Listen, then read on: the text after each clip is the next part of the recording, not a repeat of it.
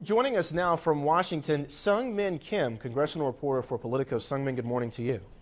Hey, thanks for having me. It's good to have you this morning. House Republicans were earlier considering a bill with more spending cuts. It was different than what the Senate had passed. What ended up happening? Why did Republicans change their minds?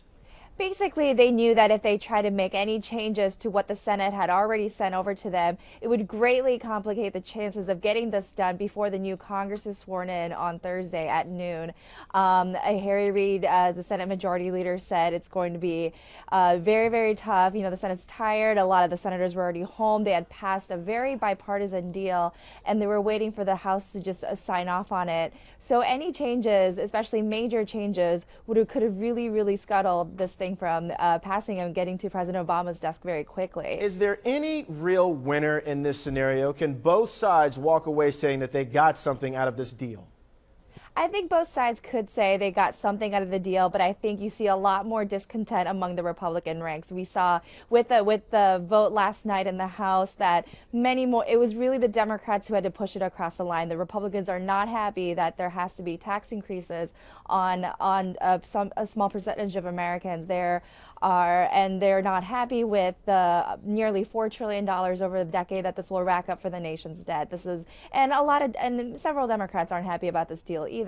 But it's really it's mostly the Democrats. It's President Barack Obama that can claim victory here. You know, this is President Obama campaigned on this. This was his message as he was campaigning for his second term in office.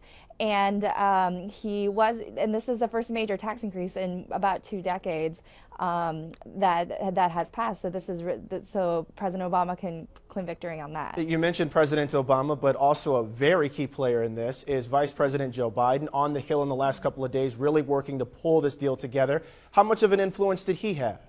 He had a major influence. I mean, he has a very deep relationship built with Senate Minority Leader Mitch McConnell, who was the chief negotiator for Republicans on the Senate side. Vice President Biden and Leader McConnell have served together in the Senate for over 20 years. They're both deal makers. They work well together, and they were able to come up with the agreement that the Senate had voted on a very early Tuesday morning, and that the House eventually signed off on last night. Also, the Vice President Biden was the administration's sort of point man to sell this package on the Hill. A lot of Democrats were not happy with various provisions in the package, both in the Senate and in the House as well.